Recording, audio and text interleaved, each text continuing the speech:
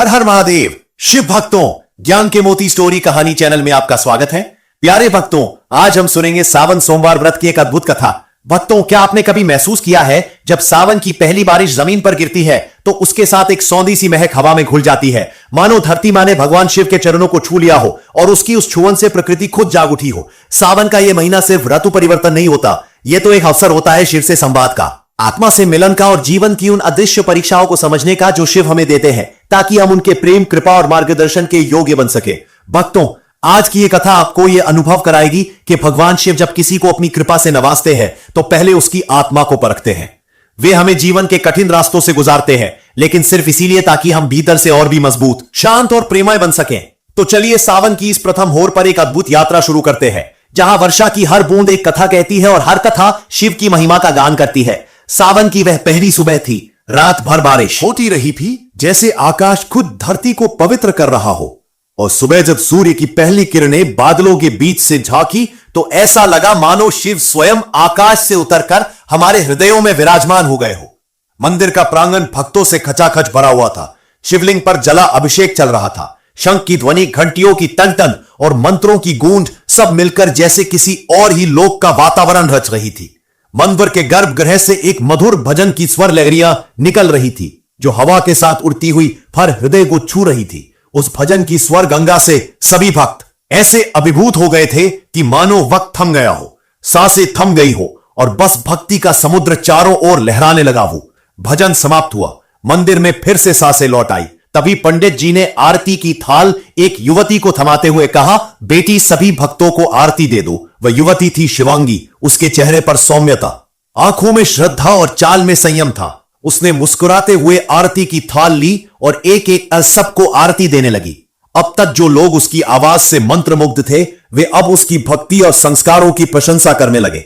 पंडित जी, जो स्वयं शिवांगी के पिता थे, एक कोने में खड़े यह दृश्य देखकर भीतर से भर आए।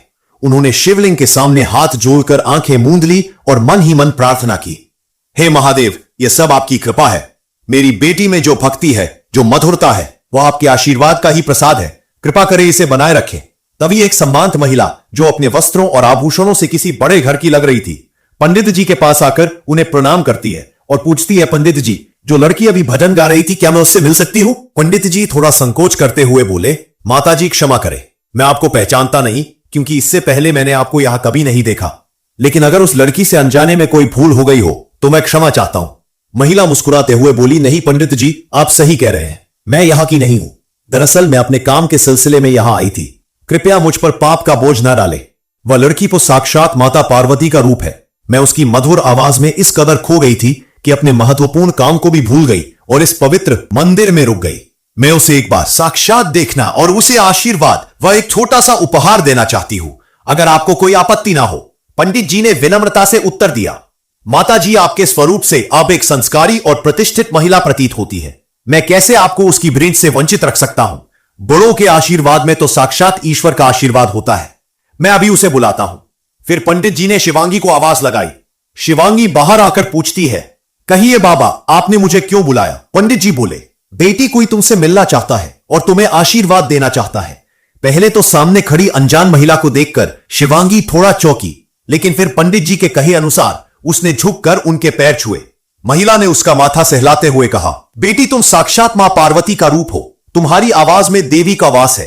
मैं तुम्हारी भक्ति में इस तरह से बंध गई कि अपना सारा कार्य छोड़कर यही रुक गई। मैं तुम्हें आशीर्वाद और एक छोटा सा उपहार देना चाहती हूं। शिवांगी थोड़ी झिझकी और पंडित जी की तरफ देखा। पंडित जी ने आंखों से इशारा किया तो वह आगे बढ़कर उपहार लेती है और फिर से महिला के चरण स्पर्श करती है। महिला पंडित जी की ओर मुखातिब होकर कहती है, पंडित जी, मैं एक अभिलाषा लेकर जा रही हूं, जल्दी ही आपसे दोबारा मिलने आऊंगी। पंडित जी को भले ही उनकी बातों का गढ़ अर्थ ना समझ आया हो, लेकिन वे हाथ जोड़कर मुस्कुराते हुए बोले, जी अवश्य, भगवान का घर तो सभी के लिए खुला है, जब भी इच्छा हो पधारिए। शानदार हवेली के सामने एक के बाद एक कई गाड़ियां आकर रुक रही थी। उन्हीं में से एक आलीशान काली गाड़ी से एक रोबदार, आत्मविश्वास और गरिमा से भरी हुई महिला बाहर निकली। उनके चारों ओर बॉडीगार्ड्स कतारबद्ध होकर सुरक्षा में खड़े हो गए। अपनी गरिमामयी चाल और शालीनता के साथ वह महिला धीरे धीरे हवेली की ओर बढ़ी और अंदर प्रवेश किया। जैसे ही उनके कदम हवेली में पड़े, सभी नौकर जाकर जो अब तक ढीले पड़े थे, फुर्ती से अपनी अपनी जगहों पर अलर्ट हो गए। पूरे दृश्य से स्पष्ट हो रहा था कि यह महिला इस कोठी की मालकिन है। राजघराने की शान और मर्यादा की प्रतीक। उनके व्यक्तित्व की आभा यह दर्शा रही थी कि वे न केवल अनुशासित और संस्कारित हैं, बल्कि अपने पूर्वजों की प्रतिष्ठा को भी संजोए हुए हैं। यह महिला थी सावित्री जी। इस राजघराने की वर्तमान कर्ता धर्ता, उनके लिए अपने दादा परदादाओं की इज्जत मान सम्मान सर्वोपरि था और अब तक उन्होंने इसे पूरे सम्मान से निभाया भी था। हवेली में प्रवेश करते ही उन्होंने अपनी विश्वास पात्र नौकरानी दुलारी को आवाज लगाई, जाकर राज को बुला लाइए, हमें उनसे कुछ जरूरी बात करनी है। सावित्री जी की बात सुनकर दुलारी थोड़ा घबराते हुए बोली, बड़ी मालकिन, छोटे मालिक कल रात से ही उस कमरे में खुद को बंद किए हुए हैं। आप तो जानती ही हैं, जब वो उस कमरे में होते हैं तब किसी को भी वहां जाने की अनुमति नहीं होती। दुलारी की बात सुनकर सावित्री जी के चेहरे पर चिंता की लकीरें उभर आई।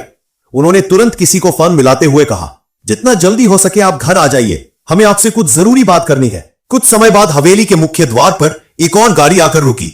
एक सुंदर और आत्मविश्वासी नवयुवक कोठी में प्रवेश करता है और सावित्री जी के पास आकर उनके चरण स्पर्श करता है। सावित्री जी उसे आशीर्वाद देते हुए अपने पास बैठने को कहती है। सावित्री जी के चेहरे पर चिंता देखकर वो युवक परेशान होकर पूछता है, कहिए काकी साहब, आपने इस वक्त मुझे क्यों बुलाया है? सावित्री जी गहरी सांस लेते हुए कहती है, विहान, एक तुम ही हो जिसके साथ मैं अपने दिल की बात बांट सकती हूं। सच कहूं तो मैं भाग्यशाली हूं कि मुझे तुम्हारे जैसा बेटा मिला। तुम पर मुझे जितना भरोसा है उतनी ही चिंता मुझे राज्य की है। आज फिर दुलारी ने बताया कि वह रात से ही कमरे में बंद है। बताओ, एक मां कैसे खुश रह सकती है जब उसका बेटा अपने को बाहरी दुनिया से काटकर एक कमरे में बंद कर ले। वो आगे कहती है, हमें समझ नहीं आ रहा कि कैसे राज को उसकी बनाई हुई दुनिया से बाहर निकाला जाए। इसी विषय में बात करने के लिए मैंने तुम्हें बुलाया है। कल मैं एक नए प्रोजेक्ट के सिलसिले में हरिद्वार गई थी। वहां शिव जी के मंदिर में मेरी मुलाकात एक अद्भुत लड़की से हुई। उसे देखकर मेरे मन में पहली बार यह भावना जागी कि अगर यह लड़की राज की दुनिया का हिस्सा बन जाए तो शायद वह अपनी दुनिया से बाहर निकल सके। उस लड़की की मासूमियत, निष्ठा और मधुर आवाज में कुछ ऐसा था जिसने मुझे पूरी तरह से बांध लिया। मैं अपने जरूरी काम को भूलकर उसकी भक्ति में डूब गई। यह मेरे जीवन में पहली बार हुआ जब किसी अनजान को देखकर मैं इतना प्रभावित हुई। मुझे पूरा विश्वास है कि यह शिव पार्वती जी की कृपा है, एक संकेत है। इस काम में तुम्हारी मदद चाहिए। राज को इस रिश्ते के लिए तैयार करो, बाकी मैं संभाल लूंगी। विहान ने पहले तो थोड़ी असहमति जताई, लेकिन सावित्री जी की भावनाएं समझकर राज को मनाने की ठानी नहीं। राज को मनाना आसान नहीं था, लेकिन अंततः विहान ने उन्हें यह कहकर तैयार कर लिया, आप शादी मत करिएगा, लेकिन एक बार हरिद्वार चलकर उस लड़की से मिल लीजिए। अगर पसंद नहीं आई तो हम मना कर देंगे। अंततः राज तैयार हो गए। अगले दिन हरिद्वार जाने की पूरी तैयारी हो चुकी थी। सावित्री जी ने कार में काफी सारा सामान रखवाया। वे एक पक्के इरादे के साथ रवाना हुई, यही सोचते हुए कि मंदिर के पवित्र प्रांगण में शिव पार्वती के आशीर्वाद के साक्षी बनकर वह अपने बेटे और भावी बहू को पहला आशीर्वाद दिलवाएंगी। हरिद्वार पहुंचती मंदिर के प्रांगण में कई गाड़ियों का काफिला देखकर पंडित जी थोड़ी घबरा गए, लेकिन जैसे ही सावित्री जी गाड़ी से बाहर आई, उन्हें देखकर पंडित जी को संतोष मिला। वे हाथ जोड़कर स्वागत के लिए खड़े हो गए। सावित्री जी ने पंडित जी को प्रणाम किया और मंदिर में जाकर शिव पार्वती के चरणों में शीश नवाया। पंडित जी ने एक लड़के को जलपान की व्यवस्था करने को कहा। फिर सावित्री जी बिना किसी भूमिका के सीधा मुद्दे पर आ गईं। हाथ जोड़कर उन्होंने पंडित जी से कहा, पंडित जी, मेरी अभिलाषा है कि मैं आपकी बेटी को अपनी पुत्रवधू बनाऊं। मैं इसी उद्देश्य से आज पूरी तैयारी करके आई हूं। अब बस आपके आशीर्वाद और सहमति की आवश्यकता है। पंडित जी सावित्री जी की बातों को सुनकर अत्यंत प्रसन्न होते हैं और भाव विभोर होकर कहते हैं, मेरी बेटी के सौभाग्य हैं जो उसे आप जैसा कुल और परिवार मिलने जा रहा है। यह तो स्वयं शिव पार्वती जी का आशीर्वाद है। ऐसे रिश्ते तो ईश्वर ही तय करते हैं। लेकिन इस प्रस्ताव को स्वीकार करने से पहले मैं आपको कुछ बातें बताना चाहता हूं। सावित्री जी उनकी बातों को गंभीरता से लेते हुए पूछती है, बताइए पंडित जी, ऐसी क्या बात है जो कहने में आप संकोच कर रहे हैं? पंडित जी हाथ जोड़कर कहते हैं, देखिए सावित्री जी, शिवांगी मेरी जैविक बेटी नहीं है। वर्षों पहले वह मुझे इसी मंदिर की सीढ़ियों पर रोती हुई मिली थी। जब मैंने उसे गोद में उठाया और उसने मेरी उंगली पकड़कर पहली बार मुस्कुराते हुए मेरी ओर देखा, तो उस क्षण मुझे ऐसा अनुभव हुआ जैसे स्वयं शिव पार्वती जी ने मुझे यह अमूल्य सौगात दी हो। मैंने उसी क्षण उसे भगवान का आशीर्वाद मानकर अपनी संतान के रूप में स्वीकार कर लिया। उसके संस्कार और परवरिश मेरी ही दी हुई है और वही आप सभी ने मंदिर परिसर में अनुभव भी की होगी। एक पिता के नाते मैं अपनी बेटी के उज्जवल भविष्य की कामना करता हूं और आपकी इच्छा मेरे लिए मान्य है। सावित्री जी मुस्कुराते हुए उत्तर देती है, पंडित जी, मुझे यह रिश्ता पूर्णतः स्वीकार है। बच्ची तो स्वयं देवी पार्वती जी की कृपा का प्रतीक है, मैं उसे कैसे अस्वीकार कर सकती हूं? आप केवल विवाह से पहले की पूजा पाठ और रस्मों की तैयारी कीजिए। मैंने निश्चय कर लिया है कि मैं भगवान के दरबार में ही गौरी को अपनी बहू के रूप में स्वीकार करूंगी। पंडित जी जब यह बात गौरी को बताते हैं तो वह शर्माकर भीतर चली जाती है। अपनी बेटी को इस प्रकार सकुचाते देख पंडित जी प्रसन्न होकर आगे की रस्मों की तैयारी में लग जाते हैं। इधर राज, जो पहले हरिद्वार आने के लिए तैयार नहीं थे, अब इस पावन धरती और वातावरण की शांति में बंधते जा रहे थे। जब पहली बार पूजा वेदी पर उन्हें बैठाया गया और उन्होंने सामने गौरी को देखा तो उनके हृदय में एक विचित्र आकर्षण उत्पन्न हुआ। वह मंत्रमुग्ध हो गए थे और अपनी दृष्टि गौरी से हटा नहीं पा रहे थे। सावित्री जी और विहान यह सब देखकर मन ही मन अत्यंत प्रसन्न हो रहे थे। पंडित जी ने दोनों से विधि पूर्वक पूजा करवाई और फिर शिव पार्वती जी के आशीर्वाद से अंगूठियों का आदान प्रदान कर सगाई की रस्म पूरी करवाई। वहां उपस्थित सभी जन इस जोड़ी को शिव पार्वती जी का साक्षात स्वरूप कहकर संबोधित कर रहे थे। सावित्री जी की वर्षों की मुराद पूरी हो गई थी। वह बारंबार भगवान को धन्यवाद देते हुए मंदिर में शीश झुका रही थी। सगाई के बाद सावित्री जी पंडित जी से हाथ जोड़कर कहती रहे, अब आपकी बेटी हमारी बेटी हुई, कृपया विवाह तक उसे सहेज कर रखिए। विवाह के पश्चात हम धूमधाम से अपनी बहू को महल निवास ले जाएंगे। यह सब शिव पार्वती जी की कृपा और हरिद्वार की पुण्य भूमि का प्रभाव था कि राज अब वहां से लौटने को तैयार नहीं थे। जब सावित्री जी ने सबको लौटने के लिए कहा तो राज ने थोड़ी देर और रुकने की इच्छा प्रकट की। उन्हें वहां का शांत और पवित्र वातावरण बहुत भा गया था। इस अवसर का लाभ उठाते हुए विहान मुस्कुराते हुए कहते हैं, भैया अगर आप कहें तो हम आज ही भाभी को महल ले चलते हैं, फिर आपको यहां रुकने की आवश्यकता नहीं पड़ेगी। राज मुस्कुराते हुए उत्तर देते हैं, तुम जो सोच रहे हो वो अपनी जगह सही है, लेकिन मेरी रुकने की वजह इस धरती की पावनता और वातावरण है जो मुझे अपनी ओर खींच रहा है। राज की इस भावुक प्रतिक्रिया पर विहान हंसते हुए कहते हैं, आज तक आपकी बातें मेरी समझ से बाहर रही है, इसलिए आपसे बहस करना हमेशा कठिन रहा है। दोनों भाई मंदिर परिसर का आनंद लेने निकल पड़ते हैं। इस दौरान पंडित जी गौरी के हाथों से चाय नाश्ते की व्यवस्था करवाते हैं और सावित्री जी की आप भगत में लगे रहते हैं। कुछ देर पश्चात सावित्री जी अपने परिवार सहित महल लौट जाती है। पंडित जी शिव पार्वती जी की प्रतिमा के समक्ष हाथ जोड़कर बार बार नतमस्तक होते हुए उनका धन्यवाद करते हैं। उन्हें विश्वास नहीं हो रहा था कि जिस अनाथ बच्ची को उन्होंने वर्षों पहले मंदिर की सीढ़ियों पर पाया था वही आज महल की बहू बनने जा रही है। यह सब शिव पार्वती जी की कृपा ही है। अगले दिन विहान राज और गौरी की एक सुंदर सी तस्वीर मोबाइल से लेकर राज को भेजते हैं। उस तस्वीर को देखकर राज भावुक हो जाते हैं और कहते हैं, मां ठीक कहती हैं, आप सचमुच देवी का स्वरूप है। आपको पहली बार देखकर भी ऐसा नहीं लगा कि यह पहली मुलाकात है। मैं जो हमेशा बंधनों से भागता रहा, आज आपके साथ ऐसा बंधन महसूस कर रहा हूं, मानो ये रिश्ता जन्मों का हो। इसी बीच हॉल में सावित्री जी और विहान शादी के सभी आयोजनों की चर्चा में लगे होते हैं। तभी राज अंदर आते हैं। अनजाने में ही वह उनकी बातों को सुनने लगते हैं और पास रखे सोफे पर बैठकर लैपटॉप पर कार्य करने लगते हैं। हालांकि उनका ध्यान पूरी तरह बातचीत की ओर होता है। सावित्री जी मुस्कुराकर विहान की ओर देखती है और कहती है, आज तो राज हमारे पास ही है, क्यों ना उनसे भी राय ली जाए। आखिरकार यह शादी उनकी है। क्यों राज, क्या आप अपनी शादी को लेकर कोई सुझाव देना चाहेंगे? राज सावित्री जी की ओर मुड़कर शांत स्वर में कहते हैं, आप लोगों को जो सही लगे वही करिए, मुझे इन सब में शामिल मत कीजिए। आप तो जानती हैं मुझे दुनियादारी का ज्यादा ज्ञान नहीं है, इसलिए आप और विहान जो निर्णय लेंगे मुझे वही स्वीकार्य होगा। यह सुनकर सावित्री जी राज के पास आती है, उनके सिर पर स्नेह से हाथ रखती हैं और कहती है, मुझे बहुत अच्छा लग रहा है कि तुम अब घर और अपने जीवन के उत्तरदायित्वों को लेकर गंभीर हो रहे हो। मुझे पूरा यकीन है कि शिवांगी के साथ इस नए जीवन सफर में तुम्हें कभी पछताना नहीं पड़ेगा, बल्कि तुम जीवन की गंभीरता को समझते हुए अपने कर्तव्यों को निभाने में सफल रहोगे। राज मुस्कुराते हुए सावित्री जी की गोद में सिर रखकर उनके हाथों को थाम लेते हैं। इतने दिनों बाद बेटे को यूं अपने पास देखकर सावित्री जी की आंखें नम हो जाती हैं और वे मन ही मन शिव पार्वती जी का धन्यवाद करती हैं। अब उन्हें पूर्ण विश्वास हो गया था कि शिवांगी ही उनके घर परिवार और राज के लिए उपयुक्त जीवन संगिनी है। जिस प्रकार राज के स्वभाव में सकारात्मक परिवर्तन आ रहा था, उन्हें आशा थी कि वह दिन दूर नहीं जब राज पूरी ईमानदारी से अपनी जिम्मेदारियां निभाने लगेंगे और उन्हें उनका पुराना बेटा फिर से वापस मिल जाएगा। इसके बाद सावित्री जी और विहान विवाह की तैयारियों में पूरी तरह जुट जाते हैं। पंडित जी की आर्थिक स्थिति सीमित थी, लेकिन वह अपनी बेटी की शादी की तैयारियों में अपने सामर्थ्य के अनुसार पूरी श्रद्धा और लगन से लगे हुए थे। उन्होंने कभी भी शिवांगी की परवरिश या संस्कारों में कोई कमी नहीं आने दी।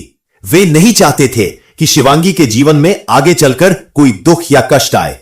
सावित्री जी ने पंडित जी की भावनाओं का सम्मान करते हुए हरिद्वार के समीप एक बड़े और सुंदर गेस्ट हाउस की व्यवस्था करवाई, जहां विवाह समारोह संपन्न होना था। हालांकि सावित्री जी विवाह के बाद अपने स्तर पर एक भव्य रिसेप्शन पार्टी भी आयोजित करने वाली थी, जिसमें वह अपने सभी परिचितों और समाज के प्रतिष्ठित लोगों को आमंत्रित करके बेटे और बहू का परिचय देना चाहती थी।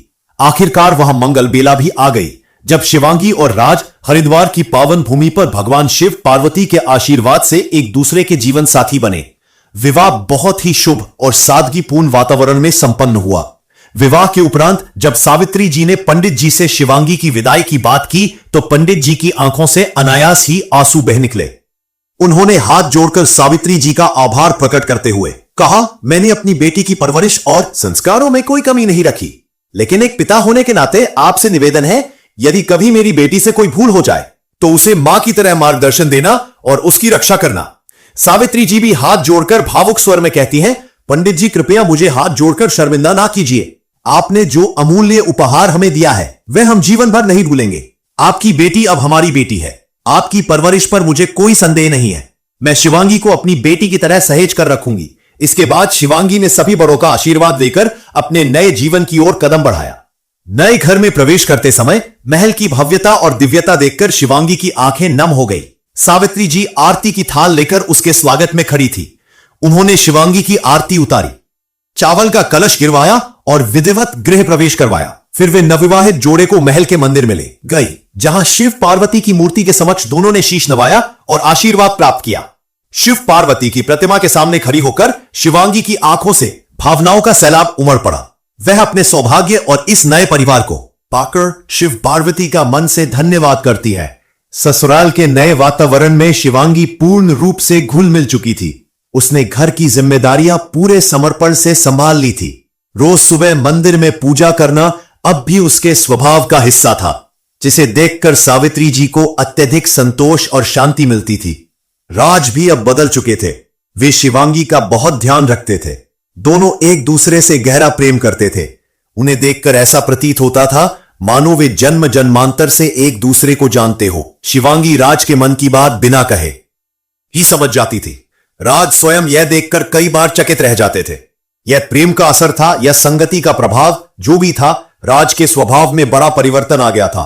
अब वे अपने व्यवसाय पर भी ध्यान देने लगे थे और परिवार के साथ समय बिताने में भी आनंद लेने लगे थे। यह सब देखकर सावित्री जी को अपने निर्णय पर गर्व महसूस होता था। समय बहुत तेजी से बीत रहा था। सुख और शांति के बीच राज और शिवांगी का जीवन मानो स्वप्नवत हो गया था। इसी बीच एक और शुभ समाचार आया। शिवांगी ने सावित्री जी को बताया कि वह मां बनने वाली है। यह सुनकर सावित्री जी अत्यंत भावुक हो गई। उनका परिवार अब पूर्ण होने जा रहा था। जब राज को यह पता चला कि वह पिता बनने वाले हैं, तो उनकी खुशी का ठिकाना नहीं रहा। परिवार के हर सदस्य के चेहरे पर उत्साह और मुस्कान थी। हर कोई आने वाले नन्हे मेहमान के स्वागत की तैयारियों में मन ही मन खोया हुआ था। गौरी और राज अपने नए जीवन की शुरुआत को लेकर बेहद उत्साहित थे, लेकिन नियति को शायद कुछ और ही मंजूर था। अचानक से जैसे उनकी खुशियों को किसी की नजर लग गई। राज की तबीयत धीरे धीरे बिगड़ने लगी। पहले तो सबने सोचा कि यह सामान्य थकावट है, लेकिन जब स्थिति लगातार बिगड़ती गई तो डॉक्टरी जांच करवाई गई। जांच के बाद यह दुखद समाचार मिला कि राज एक असाध्य बीमारी की चपेट में आ चुके हैं, जिसका इलाज संभव नहीं था। सावित्री जी ने हार नहीं मानी। उन्होंने देश विदेश से अच्छे डॉक्टर और दवाइयां बुलवाई, परंतु उनकी हर कोशिश नाकाम साबित हुई।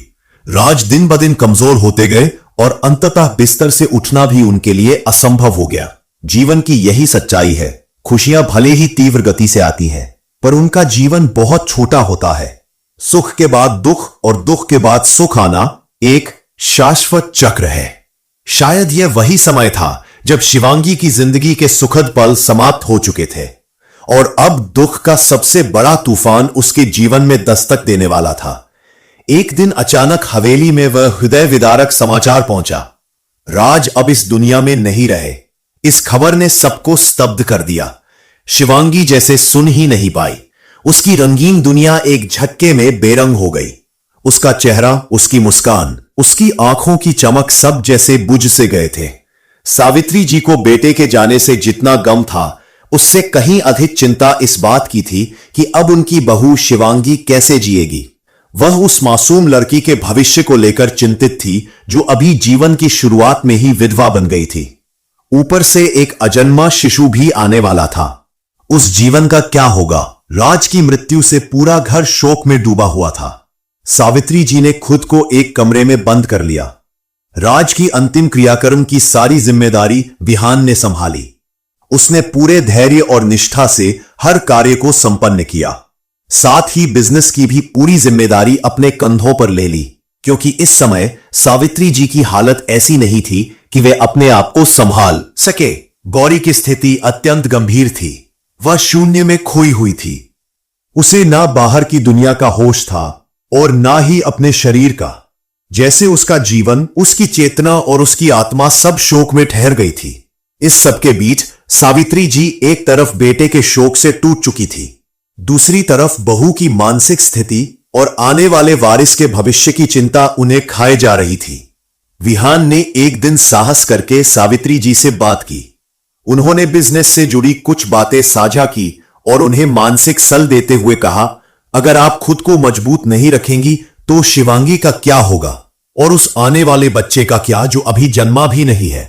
विहान की यह बातें सावित्री जी को भीतर तक झकझोर गई। उन्होंने स्वयं को मजबूत करने की ठान ली। उन्हें अब स्पष्ट रूप से समझ आ गया था कि यदि उन्होंने खुद को इस वक्त नहीं संभाला तो पूरा परिवार बिखर जाएगा।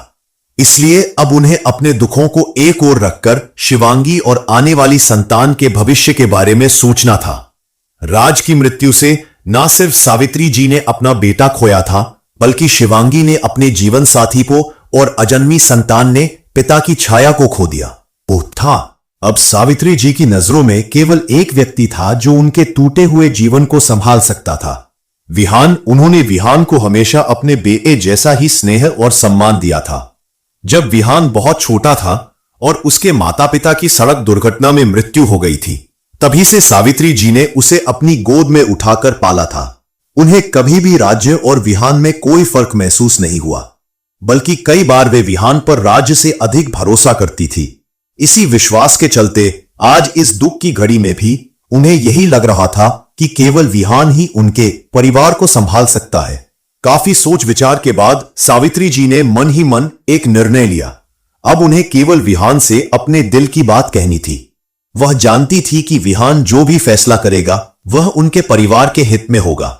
वह विहान पर कोई जबरदस्ती नहीं करना चाहती थी। एक बेटे को खोने के बाद वह दूसरे बेटे पर अपने निर्णय थोपना नहीं चाहती थी, लेकिन यह भी सच था कि उन्हें अब यह बात शिवांगी से भी करनी पड़ेगी। शिवांगी की स्थिति को देखते हुए यह कोई आसान कार्य नहीं था, क्योंकि वह जिस मानसिक दौर से गुजर रही थी उसमें किसी भी संवेदनशील बात को कहना बेहद कठिन था। लेकिन इस समय सावित्री जी अपने आने वाले वारिस के लिए बहुत आत्मकेंद्रित हो चुकी थी। उन्हें सिर्फ यही चिंता थी कि किसी भी तरह से इस बिखरते परिवार को फिर से जोड़ा जाए और उस अजन्मे बच्चे को एक बेहतर भविष्य दिया जा सके। वह नहीं चाहती थी कि शिवांगी अपनी पीड़ा में खुद को इतना डुबो दे कि उसका असर आने वाले बच्चे पर पड़े। सावित्री जी असमंजस और भारी मन के साथ विहान के सामने बैठी थी। उनके चेहरे पर चिंता की लकीरें साफ झलक रही थी। उन्हें समझ नहीं आ रहा था कि वह अपने मन की बात विहान से कैसे कहे। उनके चेहरे पर छाई हुई चिंता देखकर विहान खुद ही बात की पहल करते हुए बोले, मां, आपने जिस कारण से मुझे यहां बुलाया है वह मैं नहीं जानता, लेकिन आपको इस तरह से व्याकुल देखकर मैं चुप नहीं रह सकता। आपके मन में जो भी बात है कृपया निसंकोच होकर मुझसे कहिए। सावित्री जी थोड़ा घबराई। उनकी आंखों में हलचल थी, लेकिन उन्होंने अपने बेचैन मन को नियंत्रित करते हुए विहान के हाथों को अपने हाथों में लिया और धीरे से बोली, बेटा, जो बात मैं कहने जा रही हूं, हो सकता है उसे सुनकर तुम्हें लगे कि मैं स्वार्थी हो गई हूं या तुम्हारे साथ अन्याय कर रही हूं, लेकिन एक मां और परिवार की मुखिया होने के नाते मैं सिर्फ अपने मन की नहीं, अपने परिवार की भलाई की बात सोच रही हूं। कृपया मेरी स्थिति को समझकर मेरी बातों पर विचार करना। निर्णय तुम्हारा होगा और वह मुझे हर हाल में स्वीकार होगा। विहान उनकी बात सुनकर कुछ क्षणों के लिए जरूर विचलित हो गए, लेकिन उन्होंने खुद को संयमित करते हुए गहरी सांस ली और बोले, मां, बचपन से लेकर आज तक आपने जो मेरे लिए किया है वह मैं कभी नहीं भूल सकता। आपके जितने एहसान मुझ पर है उनके सामने कोई तर्क नहीं टुकता। मेरे लिए भगवान के बाद अगर किसी का स्थान है तो वह आपका है। मुझे यकीन है कि आप कभी मेरे लिए गलत निर्णय नहीं लेंगी। कृपया जो कहना चाहती है निसंकोच कहिए। सावित्री जी ने कुछ देर खुद को संभालते हुए साहस जुटाया और स्पष्ट स्वर में बोली, बेटा, मैं जानती हूं कि यह वक्त बहुत कठिन है, लेकिन परिस्थितियां मुझे मजबूर कर रही हैं। राज को खो देने के बाद मेरा मन, मेरा घर, सब कुछ जैसे बिखर गया है। अब मैं अपने आने वाले वारिस को नहीं खोना चाहती। शिवांगी पूरी तरह से टूट चुकी है। वह इस स्थिति में नहीं है कि खुद का या अपने अजन्मे बच्चे का ध्यान रख सके। ऐसे में मुझे एक ऐसे व्यक्ति की जरूरत है जो मेरे इस बिखरते परिवार को संभाल सके। मैं चाहती हूं कि तुम शिवांगी से विवाह कर लो। मुझे पता है यह बात अचानक है और कठिन भी, लेकिन केवल तुम ही हो जो इस परिवार को इस दुख की घड़ी में संबल दे सकते हो। यह मेरा प्रस्ताव है, लेकिन इसे स्वीकार करना या ना करना पूरी तरह तुम्हारे ऊपर है। मैं तुम पर कोई दबाव नहीं डालना चाहती। सावित्री जी की बातें सुनकर विहान हतप्रभ रह गए। वो एकदम असमंजस में पड़ गए थे। ना समझ पा रहे थे कि इतना बड़ा प्रस्ताव अचानक कैसे आया और उस पर प्रतिक्रिया कैसे दें। लेकिन उन्होंने सावित्री जी के समर्पण और अपनी जिम्मेदारियों को याद करते हुए शांतिपूर्ण उत्तर दिया, आपका प्रस्ताव मेरे लिए अस्वीकार करना आसान नहीं है, क्योंकि मैं जानता हूं कि आप जो सोचती है वो पूरे परिवार के भले के लिए सोचती है। लेकिन मेरी एक शर्त है, मैं इस रिश्ते के लिए तभी तैयार हो पाऊंगा जब शिवांगी जी स्वयं इसके लिए रजामंद हो। यदि वो इस विवाह को स्वीकार करेंगी तभी मैं यह निर्णय लूंगा। अगर उन्होंने मना कर दिया तो मैं इस रिश्ते को नहीं स्वीकार कर सकूंगा, क्योंकि मैं किसी के साथ जबरदस्ती का संबंध नहीं बना सकता। विहान की बात पूरी तरह सच्ची थी। जिस उम्र में लड़कियां अपने जीवन साथी के साथ भविष्य के सपने संजोती है, उस उम्र में शिवांगी को विधवा का दुख झेलना पड़ रहा था। उसका जीवन जैसे अंधकार से भर गया था। वह अपने पतिराज की यादों में पूरी तरह डूबी हुई थी। उनके जाने के बाद वह सदमे की स्थिति में थी, बेमन, बदहवास और जीवन के प्रति पूरी तरह निष्क्रिय। ऐसे समय में जब सावित्री जी ने उनके सामने यह प्रस्ताव रखा तो शिवांगी को गहरा झटका लगा। उसे समझ ही नहीं आया कि एक मां जिसने हाल ही में अपने बेटे को खोया है, वह कैसे अपनी बहू के सामने इस तरह का प्रस्ताव रख सकती है। क्या राज के जाने से सावित्री जी की मानसिक स्थिति डगमगा गई है? सावित्री जी ने एक बार फिर बड़ी आत्मीयता और धैर्य से जब शिवांगी से यह प्रस्ताव दोहराया तो शिवांगी हाथ जोड़कर धीरे से बोली, मां जी, मैं नहीं जानती कि आप यह प्रस्ताव क्यों रख रही हैं, पर मैं अभी अभी राज जी को खो चुकी हूं। उनका स्थान मेरे जीवन में कोई और नहीं ले सकता। हो सकता है आपने मेरे लिए भलाई सोचकर यह कहा हो, लेकिन मेरी वर्तमान स्थिति को समझिए। मैं इस रिश्ते को स्वीकार नहीं कर सकती। कृपया मुझे समय दीजिए और इस निर्णय को समय पर छोड़ दीजिए। जो विधाता ने मेरे भाग्य में लिखा है वही होगा। अगर मेरे जीवन में इतना ही सुख लिखा था तो मुझे कोई शिकायत नहीं। मैं राज की यादों के सहारे ही अपना शेष जीवन व्यतीत कर लूंगी। शिवांगी की भावनाएं सुनकर सावित्री जी कुछ नहीं कह पाई।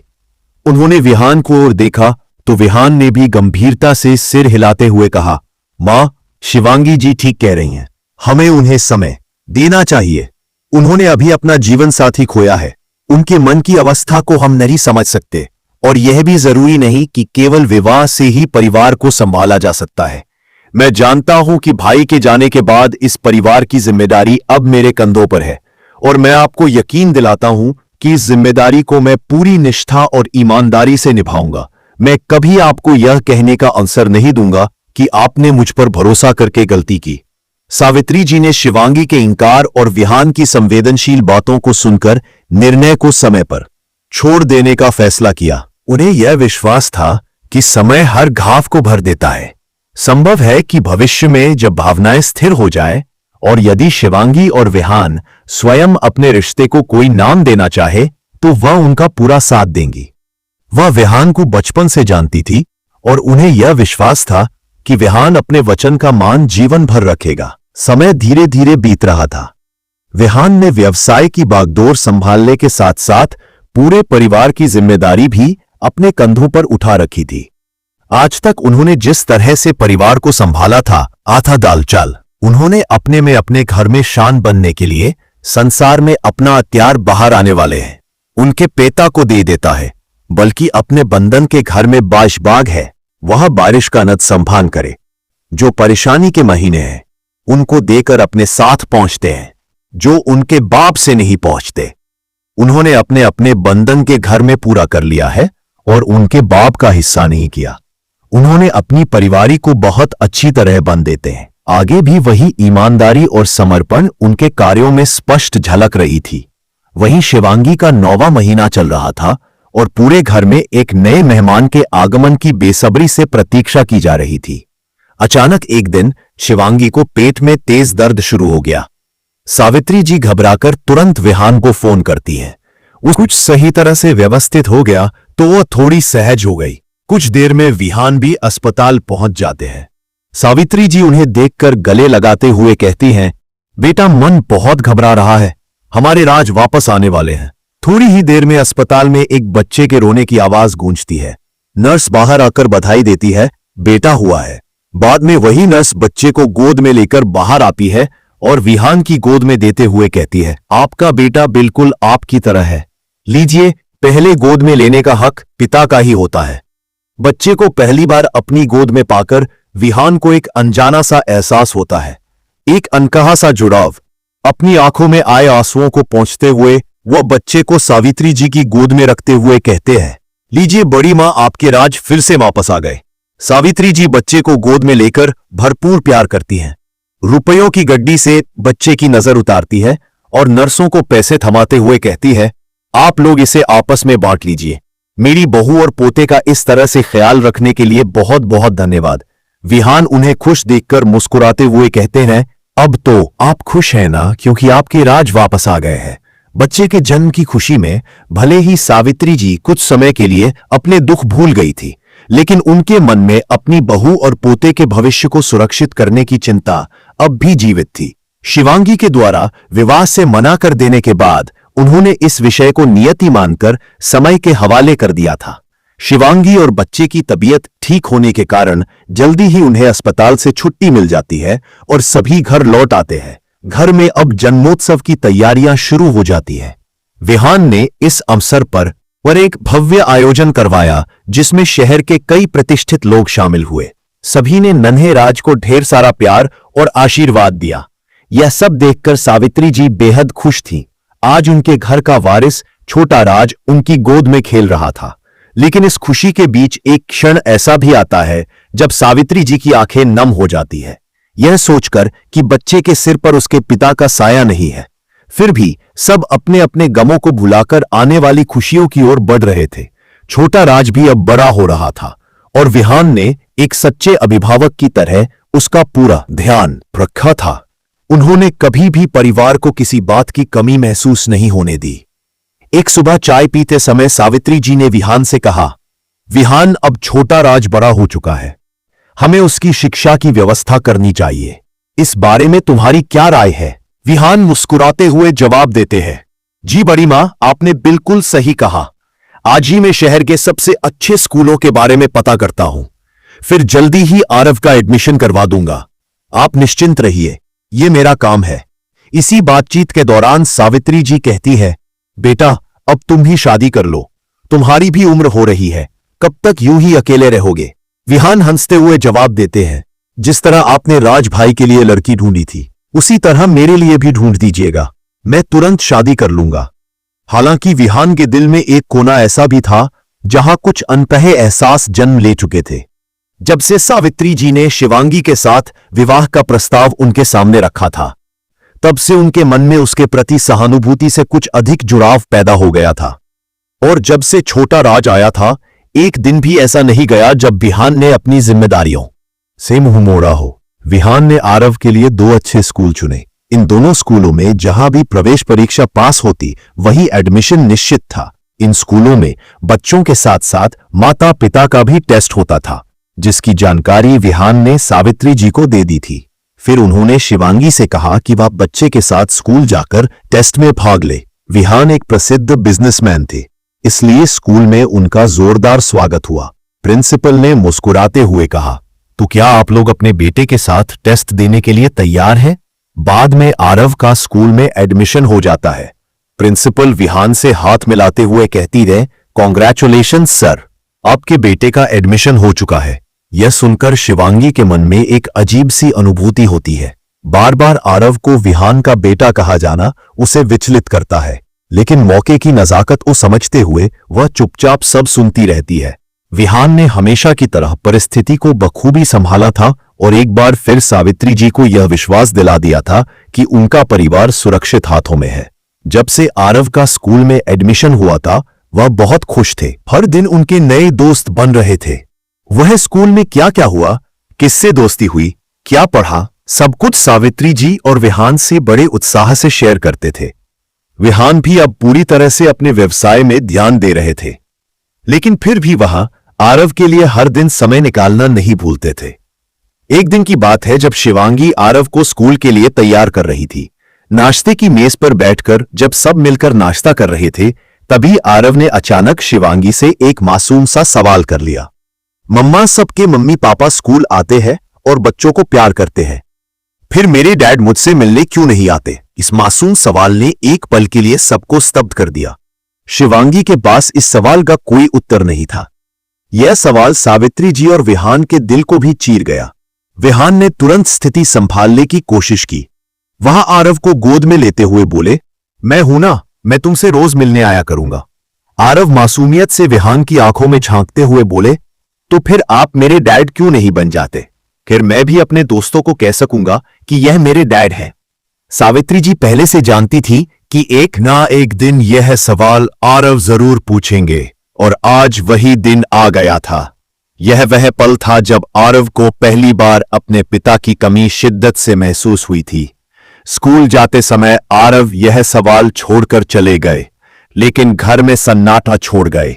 उनके जाने के बाद सावित्री जी ने शिवांगी और विहान को एक गंभीर दृष्टि से देखा और कहा, क्या तुम दोनों के पास आरव के सवाल का कोई जवाब है? नहीं है तो एक बार जरूर सोचो, क्योंकि अब यह सवाल बार बार आएंगे। मैंने तो पहले ही समझाया था कि जीवन हमेशा हमारी मर्जी से नहीं चलता। कभी कभी बच्चों और परिवार की भलाई के लिए ऐसे फैसले लेने पड़ते हैं जो हमें भावनात्मक रूप से मुश्किल लगते हैं। लेकिन अगर तुम दोनों आरव से सच में प्यार करते हो तो उनकी मासूम भावनाओं को समझो और समय रहते कोई निर्णय लो। सावित्री जी की यह बातें शिवांगी और विहान के दिल पर गहरी चोट कर गईं। अब तक जिस रिश्ते से दोनों भागते आ रहे थे, उसी रिश्ते पर आज एक मासूम सवाल ने उन्हें सोचने पर मजबूर कर दिया था। दोनों जानते थे कि वे आरव से बेहद प्रेम करते हैं और किसी भी हाल में नहीं चाहते कि उनके कारण बच्चे का वर्तमान या भविष्य प्रभावित हो। अब उनके सामने सवाल सिर्फ भावनाओं का नहीं बल्कि जिम्मेदारी और परिवार के भविष्य का था। इसका समाधान केवल तभी संभव था जब विहान और शिवांगी एक दूसरे के मन से भी जुड़े। इन्हीं दिनों एक दिन अचानक शिवांगी के मायके से पंडित जी और उनकी बचपन की सहेली कल्पना के पिता घर आए। शिवांगी अपने पिता को देखकर बेहद खुश हुई और पूरे मन से उनकी आवभगत करने लगी। सावित्री जी भी पूजा पाठ से निवृत्त होकर पंडित जी से मिलने आ गई। पंडित जी ने आदर से हाथ जोड़कर कहा, सावित्री जी, कल्पना जो शिवांगी की बचपन की सहेली है, उसका विवाह तय हुआ है। उसकी इच्छा है कि आप लोग भी उसके विवाह में शामिल हो और अपना आशीर्वाद दें। इसी उद्देश्य से हम निमंत्रण पत्र लेकर आए हैं। सावित्री जी ने स्नेहपूर्वक निमंत्रण पत्र स्वीकार करते हुए उन्हें आश्वासन दिया, हम जरूर आएंगे। इस बहाने हरिद्वार की पावन धरती और शिव पार्वती जी के दर्शन भी हो जाएंगे। शाम को विहान के घर लौटने पर सावित्री जी ने उन्हें विवाह के निमंत्रण की बात बताई। विहान मुस्कुराते हुए बोले, शिवांगी जी को अपनी सहेली की शादी में अवश्य जाना चाहिए। मैं उनकी तैयारी करवा दूंगा, आप निश्चिंत रहे। सावित्री जी ने हल्की सी मुस्कान के साथ कहा, बेटा, केवल शिवांगी को ही नहीं पूरे परिवार को बुलाया गया है, तुम नहीं चलोगे?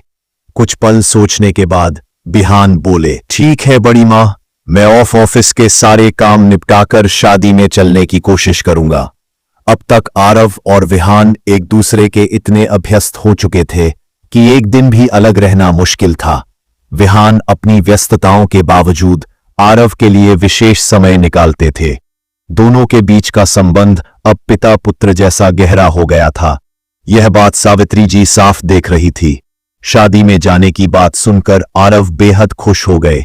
वह दौड़ते हुए सावित्री जी के पास आए और उत्साह से बोले, दादी माँ, मम्मा कहती हैं कि पहले मम्मा को डैड हरिद्वार में मिले थे, तो क्या इस बार हमें भी डैड वहीं मिल जाएंगे? आरव का यह मासूम सवाल एक बार फिर सबके दिल को छू गया। यह अब केवल संयोग नहीं था, बल्कि समय का संकेत था कि विहान और शिवांगी को अब अपने रिश्ते को एक नाम देना चाहिए, ना सिर्फ अपने लिए बल्कि उस मासूम के लिए जो उन्हें जोड़ता है। अचानक आरव के मुख से निकले उस मासूम सवाल ने सावित्री जी को कुछ देर के लिए निरुत्तर कर दिया। उन्हें समझ नहीं आ रहा था कि वह इस मासूम बच्चे को क्या जवाब दें। कुछ पल मौन रहने के बाद उन्होंने स्वयं को सामान्य किया और आरव को गोद में बैठाते हुए मुस्कुराकर कहा, हाँ बेटा, हो सकता है शिव पार्वती जी तुम्हारी मासूम इच्छा पर दया करके तुम्हारे डैड को तुम्हारे पास वापस भेज दे। बच्चों से भगवान बहुत प्रेम करते हैं, वह उनकी बात जरूर सुनते हैं। हो सकता है इस बार हरिद्वार की पावन धरती पर उन्होंने तुम्हारे लिए कोई चमत्कार तय किया हो। दादी की यह बात सुनकर आरव बहुत खुश हो गए। वह तुरंत मंदिर के सामने गए और अपने नन्हे नन्हे हाथ जोड़कर भोले बाबा और पार्वती माता की मूर्ति के सामने बोले, बाबा, मैं आ रहा हूं आपके घर अपने डैड को वापस लेने। दादी कहती है आप बच्चों से बहुत प्यार करते हो, तो आप जरूर मुझे मेरे डैड लौटा दोगे। विहान उस समय ऑन ऑफिस से लौट चुके थे और शिवांगी भी किचन से बाहर आ रही थी। दोनों ने आरव की भोले बाबा से हो रही मासूम बातचीत सुन ली। पहली बार आमने सामने होने पर उनकी निगाहें आपस में टकराई और फिर दोनों चुपचाप अपने पन्ने कमरों की ओर लौट गए।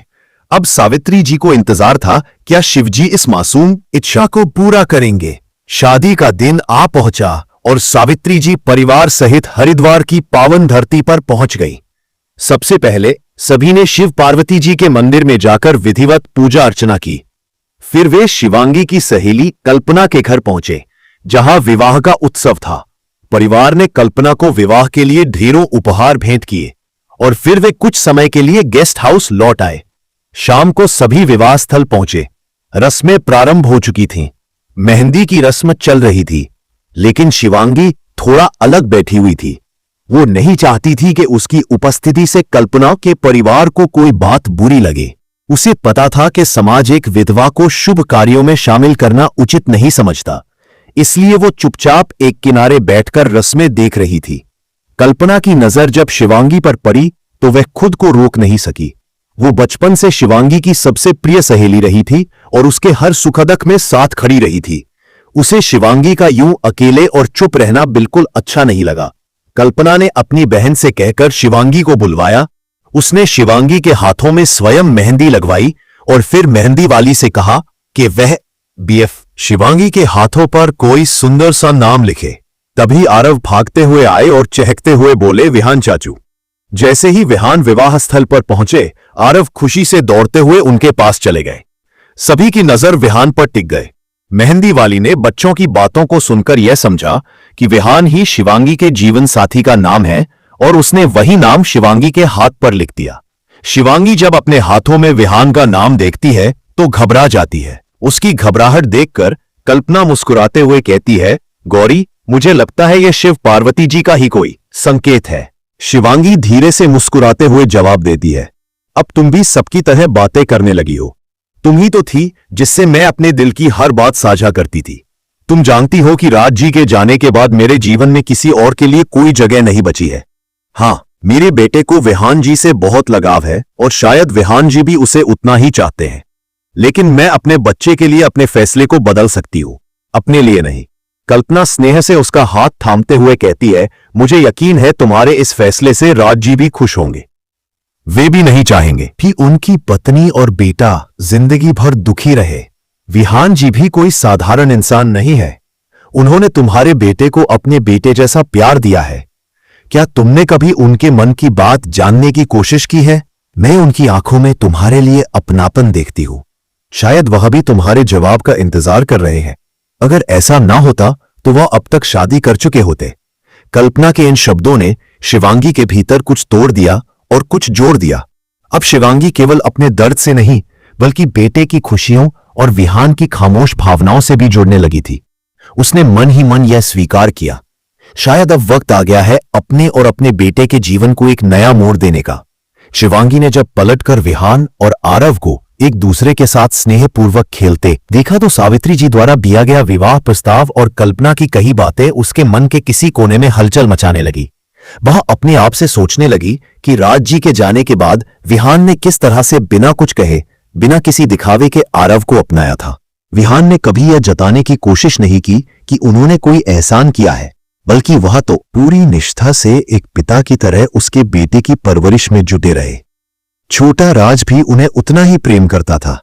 शिवांगी को पहली बार यह एहसास हुआ कि शायद वही सबकी भावनाओं को समझने में असफल रही थी, लेकिन अपनी भावनाओं पर नियंत्रण रखते हुए उसने मन ही मन निर्णय लिया, मैं अपने स्वार्थ के लिए विहान जी का जीवन नहीं बर्बाद कर सकती। शायद भगवान ने ही हरिद्वार की इस पावन धरती पर हमें एक साथ बुलाया था। इतने दुखों के बाद अब कुछ अच्छा होने वाला था और उसकी शुरुआत हो चुकी थी।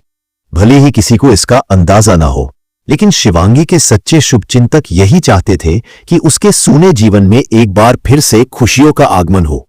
हल्दी की रस्म में जब आसपास बैठी सभी महिलाओं ने कल्पना को हल्दी लगाई तो कल्पना ने पास देखी शिवांगी को पुकारा, क्या तुम मुझे हल्दी नहीं लगाओगी? तुम्हारे बिना मेरी यह रस्म अधूरी है। यह बात वहीं बैठी कुछ पुरानी सोच की महिलाएं सुन रही थी। उन्हें एक विधवा का इस तरह शुभ कार्यों में बार बार शामिल होना अच्छा नहीं लग रहा था। वे तो बस मौके की तलाश में थी और जैसे ही शिवांगी ने कल्पना को हल्दी लगाई, उनमें से एक भड़क गई, शिव शिव गौर कलयुग आ गया है, देखो तो कैसी कसी अनर्थ हो रहे हैं। एक विधवा से शादी की रस्में करवाई जा रही है। वही औरतें जो बचपन में शिवांगी को चाची काकी कहकर बुलाया करती थी, आज खुलेआम समाज के सामने उस पर और उसके पंडित पिता पर लांछन लगा रही थी।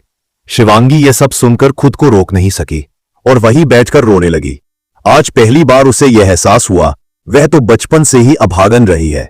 पहले माँ बाप का पता नहीं, फिर पंडित जी ने उसे पाला पोसा। शादी के बाद जो थोड़ी सी खुशियां मिली वह भी बहुत जल्दी भाग्य से रूठ गई और अब जिन पंडित जी को वह पिता से बढ़कर मानती है, आज उन्हीं पर उसके कारण समाज में सवाल उठ रहे थे। विहान ऑन ऑफिस से फोन आने के कारण थोड़ी देर के लिए बाहर गए हुए थे, लेकिन जब वे लौटे और शिवांगी को रोते हुए तथा पंडित जी को अपमानित होते देखा तो वे अपने गुस्से पर काबू नहीं रख सके। वे तुरंत शिवांगी के पास आए, उसे उठाया और बोले, आप क्यों दूसरों की गलत बातें यूं चुपचाप सुन रही है? आपको इनके खिलाफ आवाज उठानी चाहिए। जिन लोगों ने अब तक शिवांगी और पंडित जी को सुनाया था, अब वे विहान को भी अपने कटाक्षों में घसीटने लगे। एक महिला ने तो व्यंग करते हुए यहां तक कह दिया, इतना ही लगाव है इस लड़की से तो शादी क्यों नहीं कर लेते? हमारा मुंह अपने आप बंद हो जाएगा। लेकर तो गए थे रानी बनाकर और अब पति के मरने पर नौकरानी बना दिया। विहान अब तक चुप थे, लेकिन आज उन्होंने पहली बार अपने दिल की आवाज सुनी। उन्होंने मंदिर में रखा हुआ सिंदूर उठाया और रोती हुई शिवांगी की मांग भर दी। यह दृश्य देखकर सभी लोग आश्चर्यचकित रह गए। ठीक उसी समय शिव पार्वती जी के मंदिर से आरती और मधुर संगीत की ध्वनि गूंजने लगी, मानो स्वयं भगवान इस पवित्र मिलन पर आशीर्वाद दे रहे हों। जो लोग अभी कुछ समय पहले शिवांगी को अभागन कह रहे थे, वही अब कहने लगे, अरे यह तो साक्षात शिव पार्वती की जोड़ी लग रही है। आरव ने सावित्री जी से मासूमियत से पूछा, दादी मां, क्या शिव पार्वती जी मेरे डैड को अब वापस भेज देंगे? सावित्री जी मुस्कुराई, आरव को गोद में उठाया और शिवांगी व विहान के पास ले जाकर बोली, बेटा, शिव पार्वती जी ने तुम्हारे डैड को तुम्हारे पास लौटा दिया है। विहान ने आरव को अपनी गोद में लिया। शिवांगी के पास खड़े होकर सावित्री जी ने कहा, देखो बेटा, ये है तुम्हारे मॉम और डैड। आरव ने मुस्कुराकर कहा, वाओ, आप मेरे डैड हो, कितना मजा आएगा।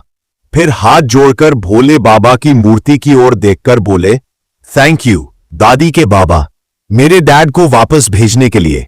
देखा प्यारे भक्तों, कैसे भोलेनाथ ने अपनी करुणा से शिवांगी के जीवन में फिर से खुशियों के फूल खिला दिए। जिस स्त्री ने जीवन के हर सुख से नाता तोड़ लिया था, जिसे समाज ने अभागन कहकर अकेलेपन के अंधकार में धकेल दिया था, उसी के जीवन में विघ्नहर्ता शिव ने ऐसे दिव्य संयोग रच दिए कि उसका सुना आंगन फिर से हंसी और प्रेम से भर गया। यह केवल एक स्त्री की कहानी नहीं है, यह उस आंतरिक शक्ति की कहानी है जो हर नारी में छिपी होती है। दुख सहकर भी मुस्कुराना, टूटकर भी किसी और के लिए जीना। शिवांगी की जीवन यात्रा हमें यह 5 सीख सिखाती है। पहली, समाज की सोच से अधिक जरूरी होती है आत्मा की पुकार। दूसरी, एक नया रिश्ता पुराने की जगह नहीं लेता, बल्कि एक अधूरी कहानी को नया अध्याय देता है। तीसरी, विधवा होना कोई दोष नहीं, बल्कि एक नया अवसर है अपने लिए, अपने बच्चों के लिए और उस व्यक्ति के लिए जो आपको बिना शर्त अपनाना चाहता है। चौथी, सच्चा प्रेम दिखावा नहीं करता, वह मौन रहता है, लेकिन उसकी ताकत हर बाधा को पार कर सकती है। पंचमी, बच्चे के चेहरे की मुस्कान किसी भी लोक लाज से बड़ी होती है। और सबसे बड़ी सीख यह है कि ईश्वर सिर्फ मंदिरों में नहीं होते, वे हमारे उन फैसलों में भी होते हैं जो प्रेम, समर्पण और करुणा से भरे होते हैं। शिव और पार्वती की तरह जब दो आत्माएं पवित्र भावनाओं के साथ मिलती हैं, तो वह मिलन समाज की सीमाओं से परे होता है। वह संयोग नहीं, ईश्वरीय विधान होता है। इसलिए जब जीवन दूसरी बार मुस्कुराना सिखाए तो हमें डरना नहीं चाहिए, बल्कि उस दिव्य शक्ति का धन्यवाद करना चाहिए जिसने हमारे टूटे हुए जीवन को फिर से जोड़ा और हमें यह विश्वास दिलाया कि हर अंत एक नई शुरुआत का द्वार होता है। बस हमें विश्वास रखना होता है अपने ऊपर और भगवान पर। हर विधवा, हर अकेली मां और हर टूटी आत्मा के लिए यह कहानी एक संदेश है, आप अकेली नहीं हैं, शिव आपके साथ है। प्यारे शिव भक्तों, अगर शिवांगी की यह कथा आपके हृदय को छू गई हो, अगर आपने भी उसमें भोलेनाथ की करुणा, प्रेम और लीला को महसूस किया हो, तो कमेंट में सच्चे भाव से एक बार जरूर लिखिए हर हर महादेव, ताकि शिव की यह अपार कृपा आप पर, हम पर और इस संसार के हर उस व्यक्ति पर बनी रहे जो प्रेम और विश्वास से जी रहा है। यदि यह कहानी आपके जीवन के किसी भाव से जुड़ी हो तो कृपया वीडियो को लाइक जरूर करें। आपका एक आशीर्वाद हमारे लिए प्रेरणा बन जाएगा। तो चलिए भक्तों, अब हम आपसे विदा लेते हैं, लेकिन वादा करते हैं कि भोलेनाथ की किसी और लीला को लेकर बहुत जल्द फिर मिलेंगे। एक नई कहानी, एक नई भावना और शिव की कृपा के साथ। खुश रहें, स्वस्थ रहें और याद रखें, शिव हमेशा हमारे साथ है। हर हर महादेव।